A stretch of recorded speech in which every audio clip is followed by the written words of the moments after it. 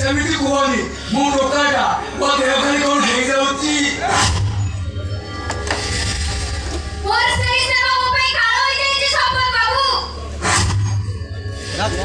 এটা কি আর রে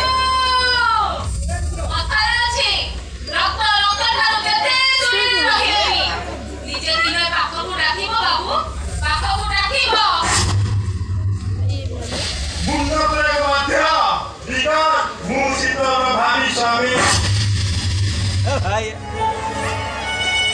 আপনি ডক্টর বললে মানছিল মাত্র ଓ ମହାକାଳର ବରଳର ଆଖି ମୋ ଉପରେ ପଡ଼ିଯାଇଛି ଲୋ ଭାଇ। ମୁଁ ଯୋଉ ଡାଳ ଧରୁଛି ସେ ଡାଳ ଭାଙ୍ଗି ଯାଉଛି। ସବୁଜ ପତ୍ର ରଙ୍ଗୀନ ଫୁଲମାନଙ୍କ ଭିତରେ ଏ ଡାଳ ବୁଲିଥିବା ପକ୍ଷୀଟା ଭାଗ୍ୟର ଫଳ ବୈଶାଖୀରେ ତୁଣ୍ଟା ବରଗଛର ଅତିଥି ହେଇଯାଇଛି ଲୋ ଭାଇ।